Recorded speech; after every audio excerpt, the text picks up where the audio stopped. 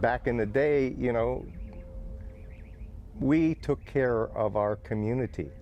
And if there was something bad going on in the community because your kid stole something, oftentimes the police would work with the family and just grab that person by the nape of the neck, take him home to his mama and papa and tell him, you know, this 15-year-old kid stole, looted, created havoc, and I don't want to arrest him, but you take care of him. If it comes back again, you know, then maybe he gets arrested and needs to be in jail. Thinking back in my experience growing up in the Hunters Point and Bayview district of San Francisco, when you knew the police officer, okay? He was walking the beat. And I don't care what color you were, you know, you as a police officer and as a citizen, color didn't matter. We grew up with the most diverse people in the Bayview you couldn't believe. But the police then knew where people lived, and there were enough patrolmen who walked the street that could pick you up by that collar and walk you home and do that routine. But then it got to a point where the line in the sand sort of dissipated, and there weren't enough police, there was more violence going on, and so we lost that sense of humanity back in the 60s.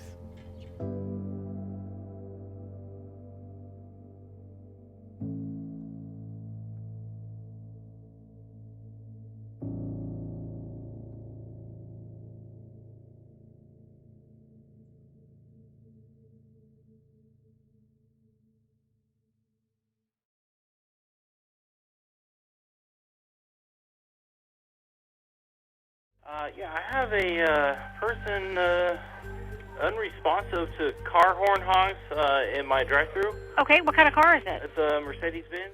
Dramatic body cam video just released showing a police shooting in Vallejo.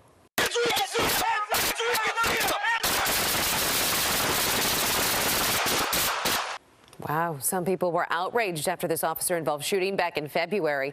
Police shot and killed a 21-year-old named Willie McCoy at a Taco Bell drive-thru there.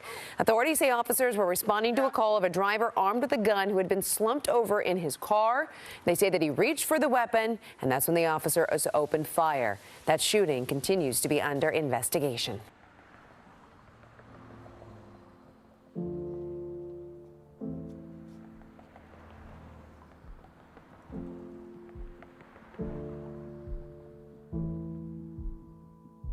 So I grew up in Colorado in a tiny little corn town where it was predominantly Caucasian and Hispanics. So coming from that lifestyle, coming to California, I didn't know much.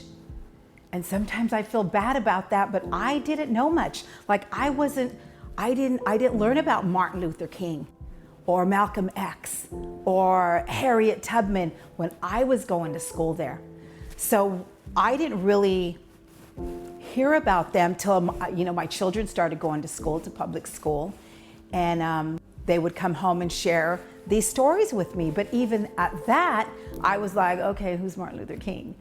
It wasn't until I took the time to educate myself and read up about who he was and why we have Black History Month and why these people were important and who they were. And probably more so the last 4 years that I've been with my husband, Vernon, he was blown away by how little I knew about Black culture. And he'd be like, honey, are you kidding me? And I was like, I didn't know. I didn't know.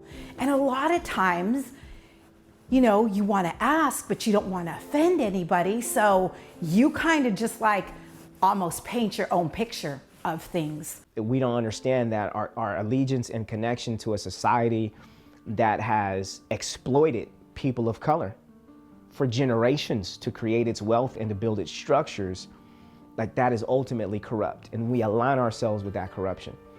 And so I think that we can honor America, because I love America. I tell people all the time, I don't want to live anywhere else. America is this beautiful place. When I listen to the anthem and the Star Spangled Banner, I love America. I legit love America. Like, don't get me wrong. Like, I might talk some stuff, cause you know I know how things are. But you know, at the end of the day, I need you. Like, I love America. I love this place. I love what it wants to be.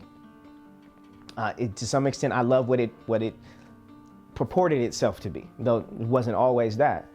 But I believe that America can do better. But in order to do that, like, we have to recognize areas that we fell short. And so I think that's part of the problem. Like, for example, when you think of like Colin Kaepernick, in order to highlight police brutality and inequities, he took a knee. Wouldn't you love to see one of these NFL owners, when somebody disrespects our flag, to say, get that son of a bitch off the field right now, out, he's fired. He's fired! When people like yourselves turn on television and you see those people taking the knee when they're playing our great national anthem,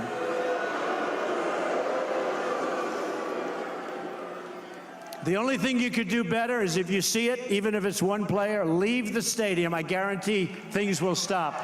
Things will stop. Just pick up and leave. And then everybody trying to use that to say he was disrespecting the American flag or he was disrespecting the anthem. But he was highlighting something about America. And this is what people do in America. It's like, oh, you know what?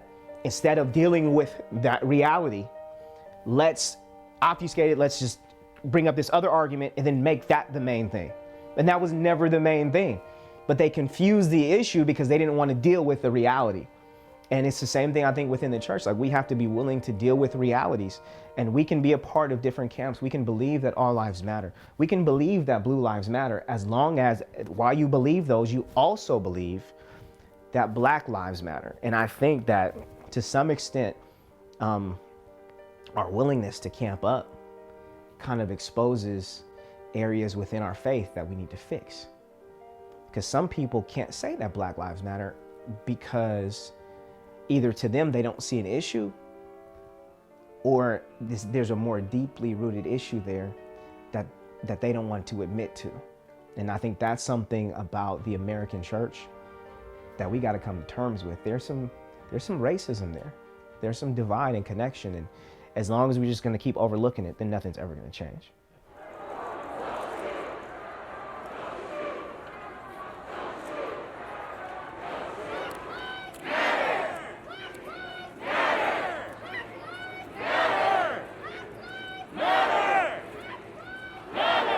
You don't have to look far to recognize that while there may not be direct racism that we encounter every day, a lot of times there's a lot of indirect racism that we see, from different things, from the classroom to the bus stop or in the grocery store or what have you. We may witness some things that it exists. They may not exist to a level that we see in other places.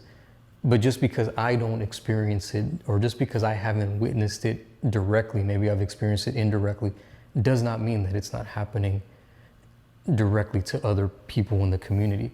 And I think we tend to take this tunnel vision view of life where we say, if it's not happening to me, it's not happening to anybody else, which is so false, because there are so many things that are happening to people in the community that I may not experience, whether directly or indirectly, that just because it doesn't happen to me doesn't mean it's not happening to somebody else.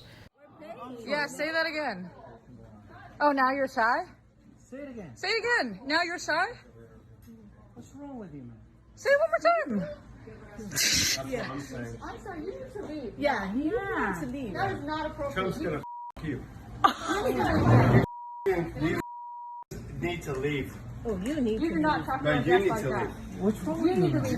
Asian piece of Oh my Right God. now, get out of here. Yeah, I'm out. Get out. You are not. Because I think the average person doesn't, if they're not involved in government, if they don't see what's happening at the city council meetings, they really can't see the racism, because it happens. That's where it happens. That's where it's decided who's going to get what. That's where it's decided what communities are going to get what resources. That's where it's decided in city government. So the average person who doesn't get involved with it, they don't really see it. They identify racism on a very personal level. What happens to me and you, when we walk down the street and a police officer pulls us over, may be different from what someone else experiences who is not, you know, African American or doesn't have dark or, you know, brown skin. That's how most people think about racism, but it's an institutional issue. It's an institution that is embedded in society, and I think people are beginning to wake up to that. When the running poster was my son. Hold up, my name is... son was killed for not having a bike light on his bike. They shot him all in his back, all in his head, for simply riding his bike and running away. So he ran away. That don't give you no reason to kill him. Just the other day, I saw that there was some graffiti and derogatory graffiti written on Blue Rock Springs Park. My parents walk Blue Rock Springs Park at least 4 times a week. And I take my 2-year-old out there, right? And so when I saw that, I was like, I text my parents, oh my gosh, don't go to Blue Rock Springs Park, right? And they're like, whatever, right? You know, they can try it, but you know, this is where we grew up. This is where we live. You know, no one's gonna run us out of what we know. I was walking up here and I looked and I saw the sign right here, you know, the N-word and, you know, we're coming to kill you. Reginald Lewis tells me he was shocked by what he saw on his daily walk in Blue Rock Spring Park in Vallejo. It was 8:45 Wednesday morning when he saw hate messages, including the N-word, "Watch out, I'm going to kill you," and a swastika were spray painted outside the restrooms. This is where I saw the white power and swastika was on this board right here. The 65-year-old Vallejo native says he's been visiting this park for years and has never seen anything like this before. I don't remember how old I was, but I remember my dad saying, you can't go outside this week. You can't go outside this week. I'm like, what are you talking about? He was like, the Klan is coming through. You can't. And I'm like, what? And so I remember like one day being in the house and there were legit people riding down the street on horses with hoods on. Like legit. And I don't remember how old I was. So fast forward to this day and age where you see something written like, niggers, I'm gonna kill you, don't come outside type of thing. It's like, what? What is happening right now?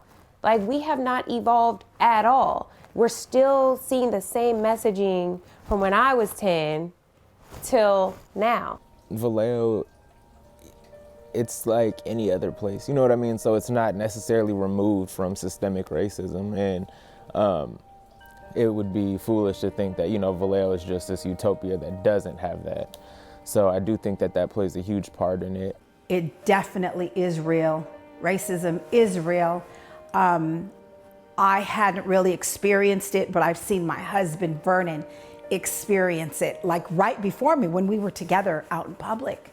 Anytime that I mean, for years when we would talk about like police issues, you know, like issues with policing or like, you know, racism, like, oh, how can Vallejo be racist? We're the most diverse city in the nation. Like, that doesn't mean that there's not a problem, you know, that just means that there's a lot of people. I mean, America is what, you know, it's like this huge melting pot.